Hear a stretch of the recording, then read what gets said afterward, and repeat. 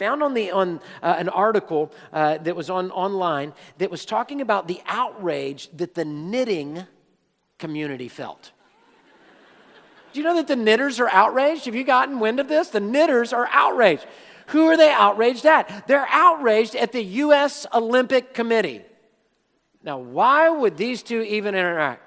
The knitting community is outraged at the Olympic community, at the Olympic committee, because of this. The Olympic Committee found out that the knitters were doing a knitting Olympics, okay? They were going to have a knitting Olympics. It was a competition on knitting, and they were calling it the knitting Olympics. So the U.S. Olympic Committee sent the knitters a cease and desist letter, okay? Which is lawyer terms for quit it or we're going to sue you, okay? So they sent them a cease and desist letter from the Olympic Committee because you're denigrating the word Olympics. That's our copyrighted word. You can't use that word to call the knitting Olympics. That's not the same as curling, okay? That is a lot more important than what's happening. So here's what we've got. So we got this thing having cease and desist letter. So the knitting community goes berserk online. 2 million mad knitters. So Meemaw, Papaw, Grandma, Granny, they're all very upset. And here's what the article says. The article says this: in an effort to repair the relationships with the powerful and frightfully quickly to anger online knitting community,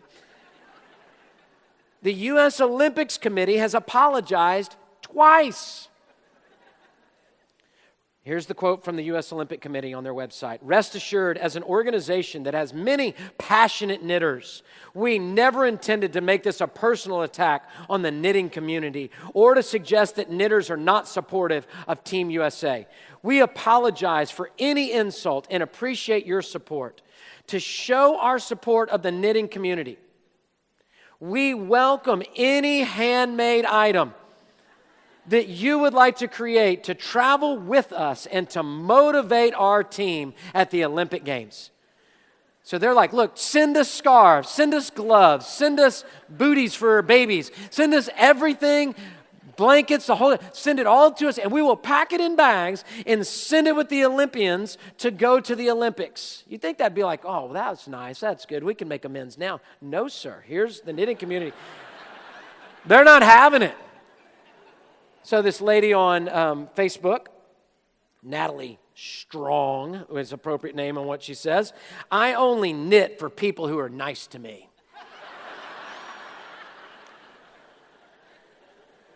So the Olympic Committee has another boardroom meeting, I'm sure, with some type of PR group in the world that tells them how we're going to handle the knitting community that's about to sabotage the entire Olympics. So then they come back, and with this wave of knitting outrage, they try to make absolutely clear how sorry they were, because they were like, we're not knitting you free stuff. That's what now you're after, our free stuff. So here they go next. Here's their quote. They said, as a follow-up to our previous statement on this subject, we would again like to apologize to the members of the knitting community.